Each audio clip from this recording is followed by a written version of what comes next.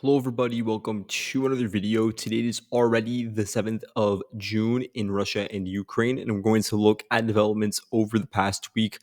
Once again, I apologize for my hiatus. It's going to continue like this for a couple more weeks while I finish my final exams, and I do regret that I've missed a week with a lot of action, so we're going to spend this upload just recapping everything when it comes to frontline developments because there are a lot spanning from the Velika Novosilka sector where we're now looking at a Russian infiltration into Komar directly. We'll also look once again at the border between Donetsk and Dnipro, where there are new advances, attacks deeper past Chasiv Yar along the Luhansk, Kharkiv, Donetsk borders. And of course, the Sumy offensive is continuing to increase in terms of pace of the amount of territory captured. We'll also, of course, have a summary at the end of some of Ukraine's rear strikes on to Russian territory, Russian air bases, Russian military installations, and we'll look at some of the recent Russian airstrikes, especially over the night of June 5th to the early morning of June 6th. But let's begin by zooming in on the developments just to the south of Komar and just to the west of Velika Novosilka. So we can see over here that the Russian forces have been able to finally break through the bottleneck in Fedorovka. And you could see that whereas a flag raised on the 5th of June, the Russian infantry, and I would presume that they're likely from the 5th Guard Tank Brigade. And if it's an infantry unit, then there are a couple that could be potential candidates like the 60th Motor Rifle Brigade. The actual unit that was involved in the assault was not specified by Russian sources, but there are obviously these units that are situated around here. They just more generally said the Vostok grouping of forces, which is fighting around here, was involved in the capture. So they raised their flags across the entirety of the village. And the Ukrainians, they've really been banking on the fact that this village is so small in terms of surface area. So the only way to really get into it is through this paved road from the south. So it's an extremely narrow route through which to launch an attack vector, meaning that the Ukrainians really only have to focus their defensive efforts on one specific target, which makes it far easier for them to defend, even with much smaller amounts of manpower. And really, all they need to do is rely on drone crews to ensure that armored vehicles aren't trying to break through and enter into the village, or that troops try to seep in through the tree lines and try to get into the basements. So that's why it's been stalling for so long, and the Russians understood this, and that's why they just decided to attack other locations, meaning that the clashes over here started to die down over the past couple of weeks. But now, after all of the stress that piled up, the Russian forces were able to overrun the Ukrainian line of contact. And once they enter into such a small village that is really difficult to defend when you think about it because it's located just to the west of the Mokryali River, and by extension it means that it's on the river valley of the Mokryali River. And so the Russian forces located on either side of the river actually dominate the vantage points. They dominate the firing locations and have a great line of sight towards the Ukrainians that would be defending in an area like Fedorivka, making it much more difficult for them to continue resisting and dragging out clashes if the Russians are to actually enter into the houses themselves. So the Russians cleared out 200 houses over here. They claim to have destroyed a company-sized formation. Once again, due to the transient state of the fighting over here and how small it really is, I can't even see a company-sized formation really being able to situate around here in an area so close to the line of contact. And so a company-sized formation would be between 100 to 250. And the Russians claim that that's the amount that was either killed or wounded during the battle. I'm going to say that it's definitely on the lower end of that scale. And the Russian forces in this other geolocation from June 6th released further footage of their capture and flag raising. What's more interesting is the fact that the Russian forces in parallel launched an attack into Komar. So you can see that the advance to Fedorivka spanned about 2.8 kilometers, but then there was a nearby attack that spanned even more territory and was able to capture about 5 kilometers, moving northwestwards, largely through open fields along certain portions accompanying this diagonal trench line, but more generally following the course of this unpaved road. You can see it's just a local route, maybe it's a gravel road, and it leads directly into the southeastern entrance of Komar.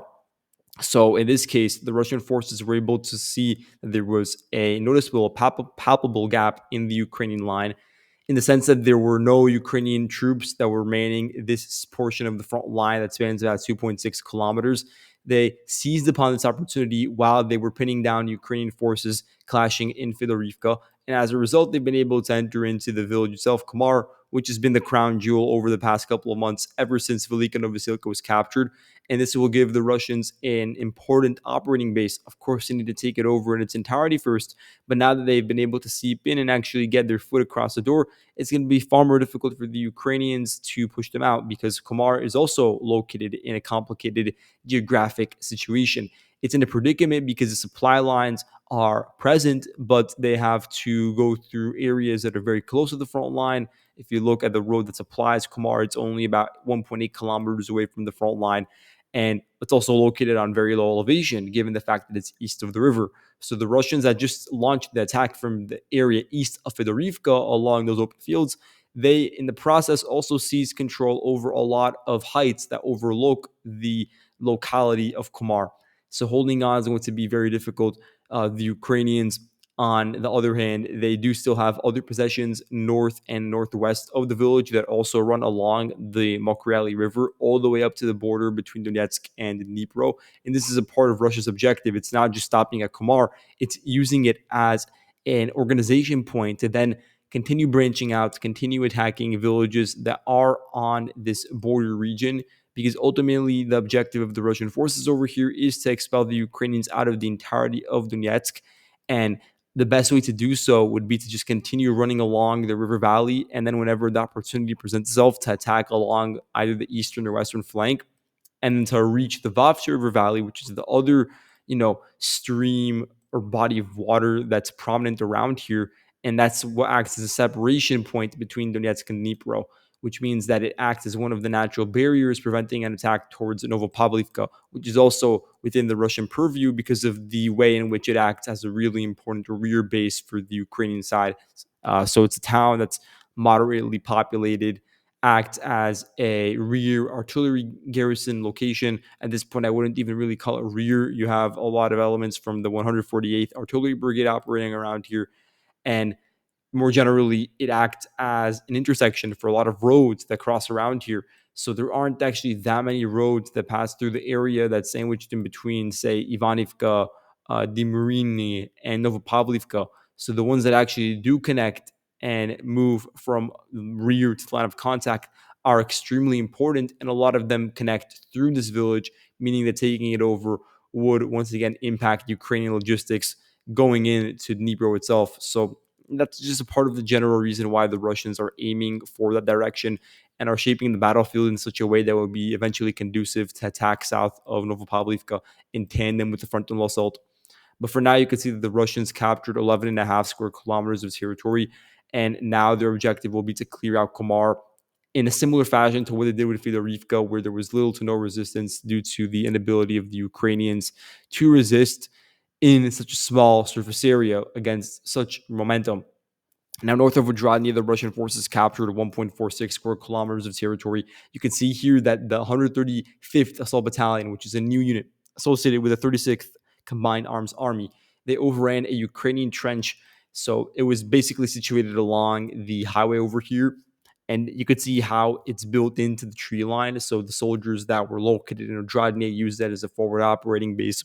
Moved up not too much further to the north. I'd say at most it's about 1 kilometer northwards, and from there overran the Ukrainians that were trying to ensure the front line remained contained to the best of their ability.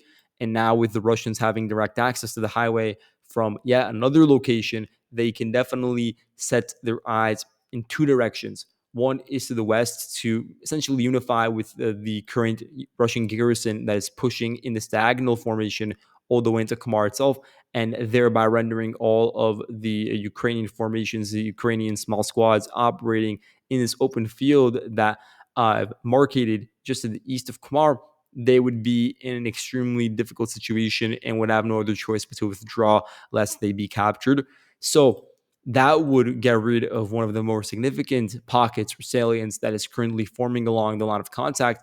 At the same time, though, this can be used to galvanize momentum further northwards and eventually reach the border between Donetsk and Dnipro. Because as we look at it over here on the map, the Russians from this particular location are only about 5.3 kilometers away from said border and from the Vavcha River Valley that accompanies it. And from the closest extent, it's only about 4.5 kilometers away. So definitely within the Russian objectives would be to arrive at this area and thereby sort of sever the immediate connection between the Mokryali River Valley and some of the other operatives in Oleksivka, Zeleny Kut, Novoukrayinka, because obviously coordination is still possible, but it would have to be done north of the Mokryali River, which means that there would have to be more of these crescent-shaped movements to, transport troops and equipment from one side to the other and facilitate speedy communication. So that's just a part of the Russian calculus in this point. And you can see that they were able to advance 1.5 square kilometers as a result. You're also seeing the beginning of the end for the salient that is not based around any populated area. It's not based around any one significant trench fortress or a major sort of sets of trenches built to resist for an extremely long-term duration. There simply isn't anything of that sort within this really large salient. It just consists primarily of open fields. There are a couple of these ravines that include tree lines as well. And then you have just a general tree lines that are running either horizontally or vertically. In this case, they're running horizontally.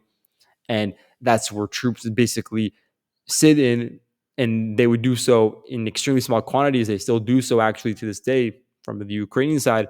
But even having a small group is enough to drag out the fighting and to disincentivize further Russian forays into this area when there are more important parts of the line of contact that the Russians currently are addressing and trying to wager offensives through.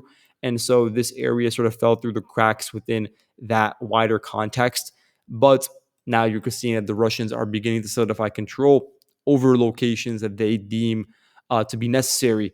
Because for the time being, even though Oleksivka is threatened from the south from Bakhatir, in Bakhatir, the full capture of the village a couple of weeks ago was a really important development for the Russian side, as it now gives them an opportunity to use a medium-sized town to organize forces in close proximity to these four villages on the road of the Vavcha River.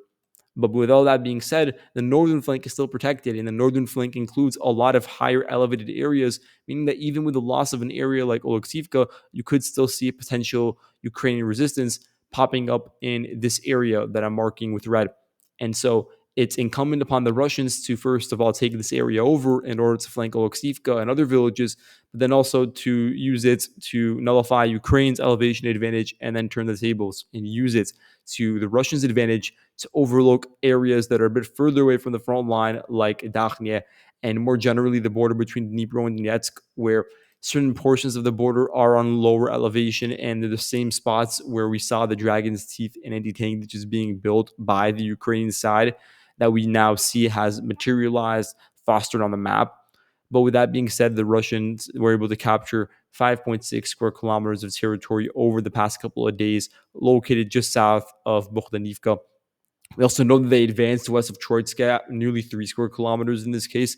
And as a result, they were able to make inroads into Horikove, which is now going to be really important as a hill to die on, so to speak, for the Ukrainian forces defending over here, because the loss of Horikovo would then give the Russians, the proper amount of momentum and would allow them to concentrate their focus specifically on crossing the border, crossing over the open fields, and arriving at Novopavlivka directly. That would be a part of the next step of advances along this location. And as you guys can see, the Russian forces are only about 1.97 kilometers away from arriving at that state boundary, which is currently being defended most notably by the 72nd Mechanized Brigade. And you could already see how the Russians made it into the northeastern approaches of that village and took over this area that you see in yellow. Let's look at developments from the Yablonivka front, as you can refer to it for the time being. Although I would say more generally, the Russian movements around here are clearly a part of a concerted effort to squeeze the Ukrainians out and make it more difficult for them to defend in Konstantinivka. So you could also call it the Konstantinivka direction. Now, looking at some of the recent geolocations, we see that there's been a lot of fighting continuing for several days now in western Yablonivka. So let's click on all the geolocations indicating movements. So here you can see May 24th. This is actually a bit of an older one. So Russian sappers blow up a Ukrainian dugout, and then there was a fiber optic FPV conducting strikes onto Ukrainian soldiers and vehicles as they were trying to organize a defensive perimeter outside the village. So eventually that to withdraw, and Russian assault groupings came in their stead.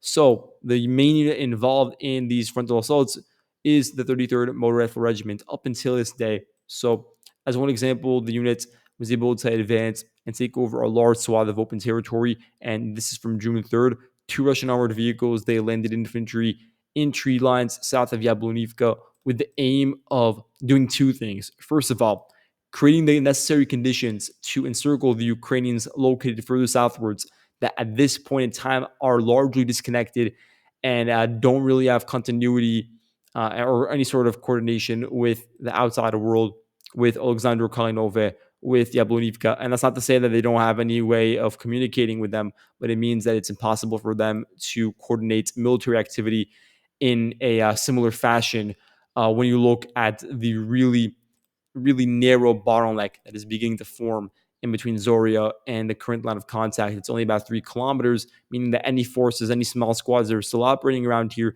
they have to take the risk and acknowledge the risk of moving through at night, perhaps alone or in a small group, through areas that are just either open or tree lines, hedgerows, and from there try to seek refuge further northwards. So these forces that are located further south, their objective is to stay put for as long as possible because they're trying to pin down Russian soldiers and get them distracted from the main objectives, which would be to take over Yablonivka in this example. So to zoom in and look at that fact, we have a couple of videos. First of all, we have from June 4th, the Vartovi drone unit. This is a part of the 36th Marine Brigade. They conducted FPV strikes onto Yablonivka and onto fields that are located north of the T0504 highway. We all see that over here on the map.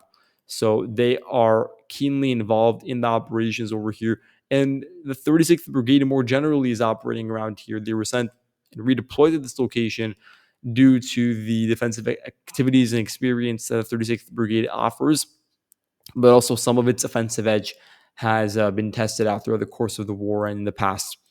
We look over here at this video from June 5th. So the 36th Marine Brigade, they once again were involved in the operation here, and they conducted grenade drops onto Russian infantry that were advancing along the same highway. So you can see, due to the amalgamation of advances, you can see that they were able to capture 14.3 square kilometers, the Russian side, and the Ukrainian side. They were also pushed back out of 5 square kilometers of territory a bit further north, meaning that in terms of a horizontal advance through Yablonivka, we have about 4 kilometers of a push eastwards by the Russian side. And you look at the horizontal advances that occurred a bit to the east, and it amounts to 4.2 kilometers. So certainly an interesting predicament for the Ukrainian sides that are once again located in these sort of isolated pockets. And the Ukrainians, many of them that will be sucked into this same sort of situation, were already involved in defensive activities near the front line in salients sandwiched in between Alexanderpil and Stara Mykolaievka, as an example. So you could see how there is a bit of an emulation now going on by the Russian side based on their ground movements. At the same time, you have significant efforts by Russian forces to actually force their way into the village. And in terms of looking at the height over here, you see that it's not even 1 kilometer in earnest before you reach the farmland and you reach some of these forested patches. But Yablonivka itself is more so known and has a better reputation due to how wide it is, making it difficult to launch a multiple pronged assault from different locations. Various locations that first have to be secured. And so now we're seeing the Russian advance naturally extending out of where the previous attacks occurred. You could see all of that getting traced back if you move further southwards. So the units involved in defending here include the State Border Service Phoenix Drone Regiment. So this is not to be confused with the Phoenix Drone Unit of the, 5th Assault Brigade, or I think it's Assault, yeah. And they are currently operating around here in conjunction with Vartovi. And you can see how in some of these videos. Like here, June 1st, the Phoenix FPV group, they struck Russian infantry, they struck vehicles and ATVs that entered into Yablonivka. So that's from June 1st. Here we have from May 28th, the State Border Service Phoenix joined us, and they conducted FPV strikes on Western Yablonivka. So certainly something to keep an eye out for, because you have on the one hand this infiltration attempt coming in from the west, and then you have all of the perfect ingredients, this very strong base of operations and operational control located directly south of Yablonivka that can eventually be used as a harness to attack the village frontally if that really is the case, if that's something that's necessary, which we don't know for now because we have to continue gauging the levels of resistance in Yablonivka. I would say they're moderately high so far because we still haven't seen any sort of deep pushes that compromise the internal fragility and stability of the town and of its defensive network. So you can see over here another one of the salients that really turned into something extremely difficult to maintain when you look at it, because if you're measuring it, it's only, or not only, it's actually 7.6 kilometers from south to north. It's really a difficult area for any soldier from any background to remain situated in such a location when there is intense bombardment coming from either side, and then they have to, properly scheme the way to get out with safety. So you have that sort of looking back context on this location, but now it's been fully cleared by the Russian side and will act as a bridge to sort of close the gaps between Romanivka and Zoria. So you can see in the process nearly 24 square kilometers of territory captured. And looking at Toretsk, I'm going to zoom in on it. You can see that the Russian forces were able to arrive at the Novocherginskaya mine. I was pretty sure the mine is this facility over here, and perhaps it is. But we also know there are some waste heaps over here and some local ponds, and so then you have a lot of industrial capacity and facilities around here.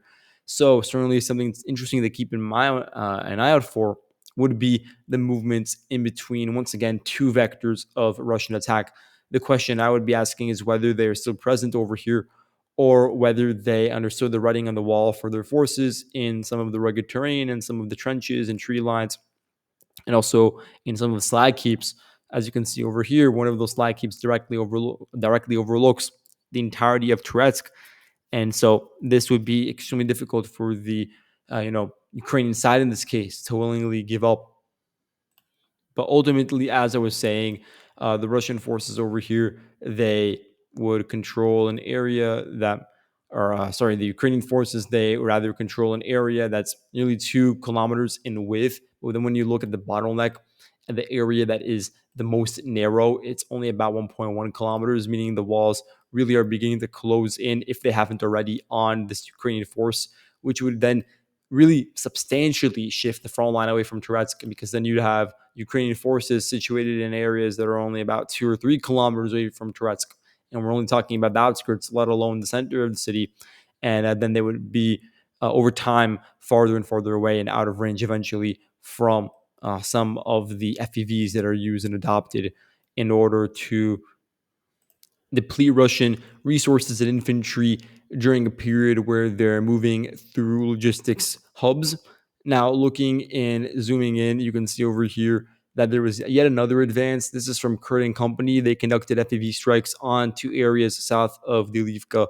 Avdiivka, again, once again, it has difficult geography, rugged terrain based around the ravine, so it's on low elevation, whereas the areas surrounding it are located on key heights, meaning that the Avdiivka can be taken over not necessarily just through a frontal attack, although that's certainly possible.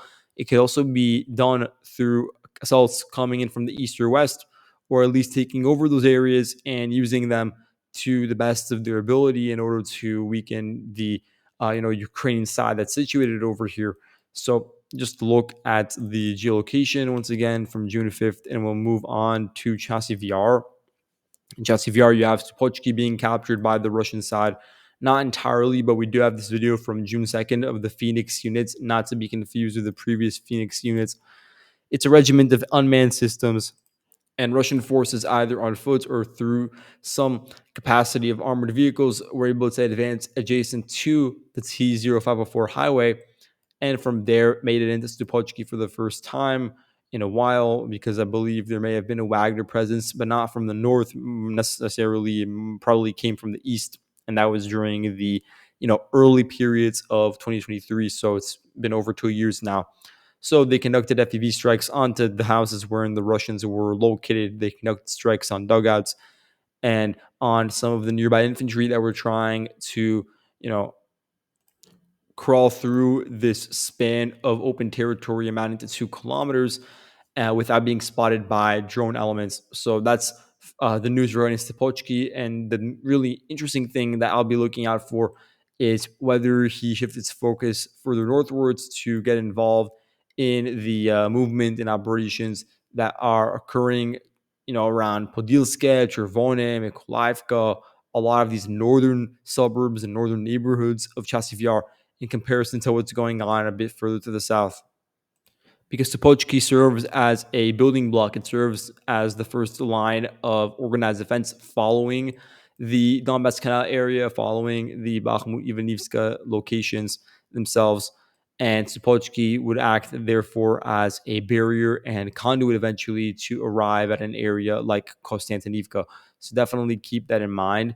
Now you zoom in and you can see that we have another piece of updates, this time from Deep State. So they released this location on the map indicating an advance of 3.25 square kilometers of territory. You can see that in terms of the measure scale of the advance, it's about 1.6 kilometers. And this advance was able to neuter Ukrainian opposition that had been situated along this certain portion of the just general, location that's north of Chasiv Yar. It's not necessarily in the heart of the city, but it's still well known that there was heavy, fierce Ukrainian resistance within this particular location. It was further galvanized by certain dynamics when it comes to topography, where this area is located, and then this vector of advance can be unified with the one just to the north and west of Kryharivka, which was even larger in scale, amounting to 17 square kilometers of territory.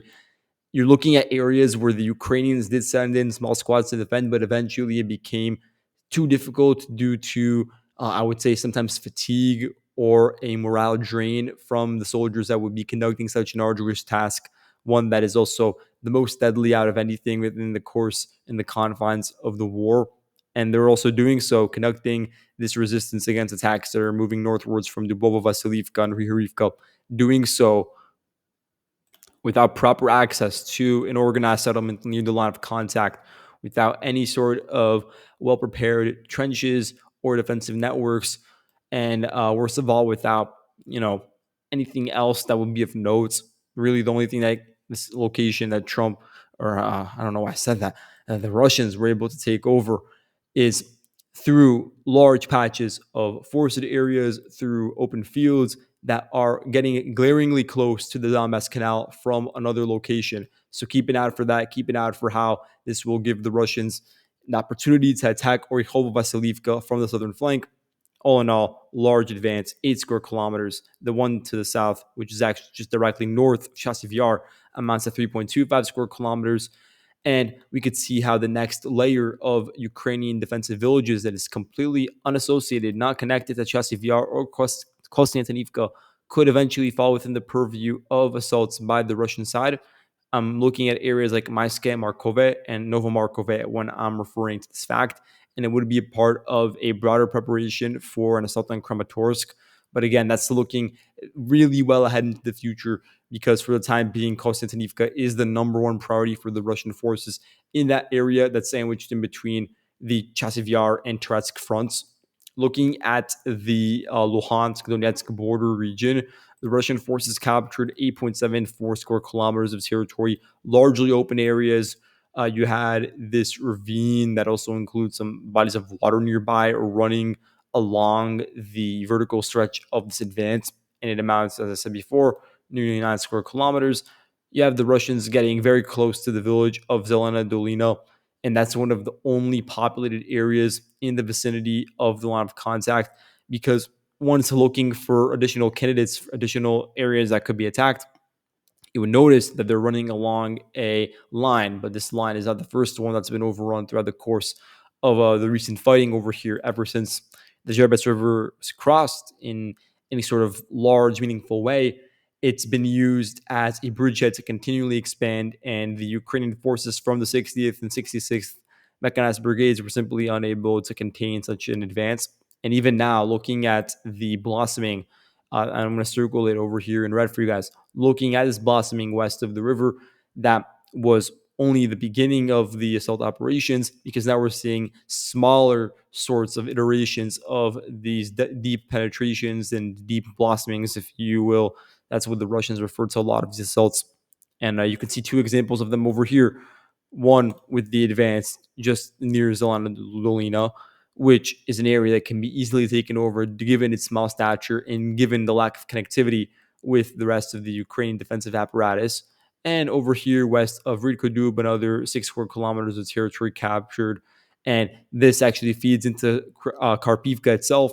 And we have a geolocation of the 66th Brigade conducting FPV strikes onto houses in Karpivka as a result of this sort of movement. And you look at the units involved, you have the 97th Battalion of the 60th Mechanized Brigade, really one of the highest caliber units within the 60th Brigade. And you also have the Mara drone units, a couple of other sort of UAV elements or general vestiges that were, or rather, what I meant to say is that the order of battle over here consists of a lot of drone crews that try to make up for the fact that there are large swaths of territory that can be seized by assault groupings when the opportunity presents itself.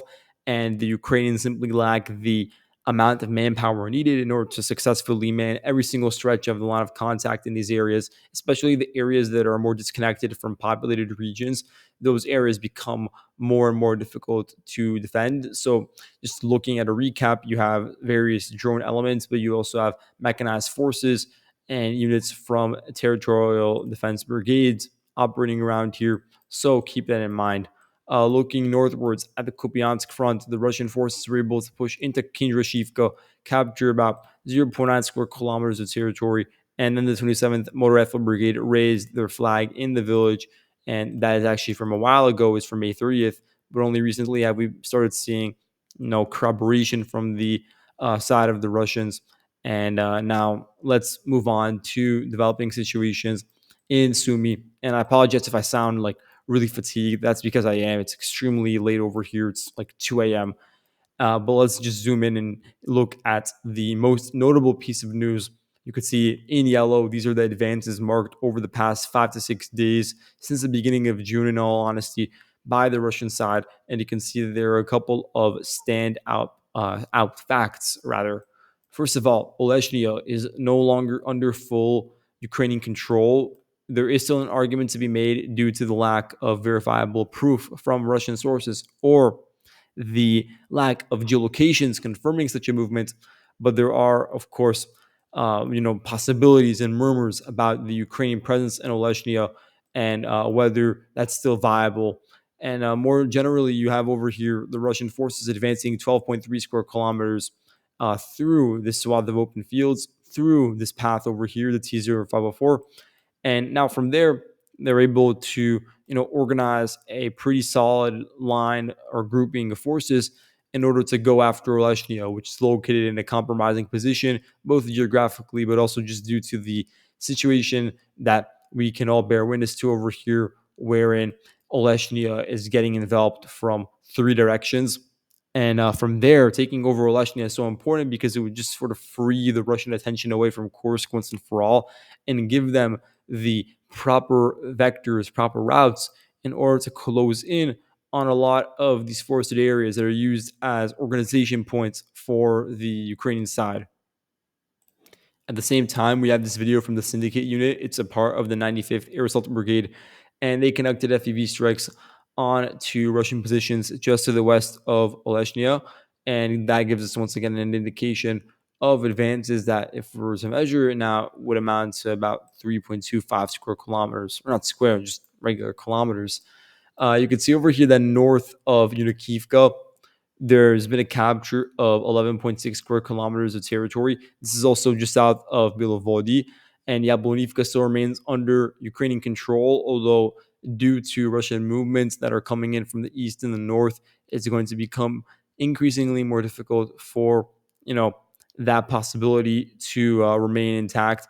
And at the same time, you zoom in and you'll see that there's this pocket, this salient, I would refer to it as, of three populated areas within this salient that are in jeopardy and could potentially be taken over during a two-pronged assault. So you have obviously the pressure continuing to come in from the east, and then you have really significant movements that are also even further spontaneous by the Russian side, advancing what amounts to be a total of 46 square kilometers, which is a really significant number, not just because of the raw quantity of territory captured, but also due to what it can offer. So, for instance, taking over border villages is very important because it then denies the Ukrainian side the opportunity to, use that area as a forward staging point for attacks, whether it be on land, sea, air, whatever it may be. And so that has to be taken into account. But likewise, you have over here this road network that starts in the area further southwards throughout the Sumy region and throughout its outer perimeter. And then from there makes its way and feeds into locations like Oleksivka, meaning that the Russians having control over the village will then give them the opportunity to advance southwards and reach the next line of Ukrainian villages that are meant to slow down and absorb the shock of a assault coming out from the Russian side. So you can see over here how that would sort of pan out with this defensive line, which is also purposefully centered north of a lot of the forested locations over here, which is understandable because after those forested locations, you don't have many other organized, villages that are in close proximity that can be used to, express some sort of defensive outlets. So definitely keep an eye out for that in the near future. And again, I do apologize if there's any sort of sense of fatigue, but I do want to go over the Ukrainian deep penetrations and strikes. I really did want to do so in more detail because the entire story is, of course, interesting. But Operation Spider's Web. By now, I'll say that there are based on satellite imagery, and I'll actually turn on the page on my map called Critical Infrastructure, which shows the locations of all the air bases for the Russian side. So I'll click on that feature so you guys get an idea of the location of the air bases. So let's just go through this. We do have the satellite imagery for two locations in particular. We have the Ryazan, or not Ryazan, but I want to begin with the one further north. We have in Murmansk over here the Olenia Air Base. So this area already has satellite imagery that confirms the damage and destruction of some strategic bombers, and likewise, we have proof of destruction in the Belaya slash Irkutsk airbase, which is extremely far away from Ukraine proper, from the line of contact, whatever it may be. You're looking at a location that spans 4,500 kilometers away from the front line. But nonetheless, due to the SBU's covert operations, including smuggling of 117 FPV drones that can get activated all at once remotely, they were transported through wooden frames and then hidden within the upper compartment of trucks near the air bases. And then from there, those actual heads, roofs for the trucks had installed in them the ability to open up and release the drones outside. And then from there, the drones were utilized to target the strategic bombers and various other forms of military equipment, refueling planes, transport planes, whatever it may be, that were stationed all out in the open for some of these air bases. But I'd say most notably Belaya, that's the one that everybody's talking about. And then Murmansk to a certain degree as well, because the Russian side, their MOD also admits that these two air bases were hit, but they do deny that there was any damage caused to two other air bases that were also at the center of the attack. So, for instance, you have the Ivanovo Air Base, and I don't think there was any proof that ever came out of here. But again, we're still waiting on the rest of the satellite imagery to come out to give us a complete view of the situation. And then we also have the Ryazan airfield, and I know it's around here somewhere. So here you can see that the Agilevo slash Ryazan airbase, once again, an area that the Ukrainians tried targeting, but that the Russian side claims to have repelled. And then when we look at the Ukrainian claims, I'm sure you guys all know by now that they said that they were able to destroy 41 pieces of equipment during the attack. And then they list the specific types, including 295s, 222Ms, 260 bombers, A-50 AWACS, AN-12 transport vehicle, IL-78 refuelers. And in terms of what we know now, as I continue to reiterate, we know of 13 that have been either confirmed destroyed or damaged to my knowledge. And you have 7 295s that were destroyed, including an additional one that was damaged. Then you have 4 222 M3s that were destroyed, and then one destroyed AN-22. So those are the confirmed damages for the time being. Additionally, over the past 2 days, we know the Ukrainians have been conducting further deep strikes utilizing UAVs. So they hit the Bryansk airfield, they hit an oil depot that is right next to the Engels Air Base, which is also somewhere around here. I got to see if I got this correct, if it's these areas over here.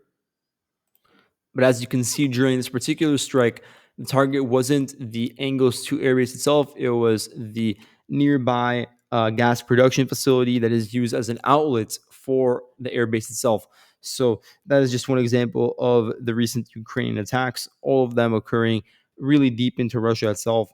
And the Progress military plant was also hit within Russia in the city of Michurinsk, and I do believe it is in Tambov Oblast.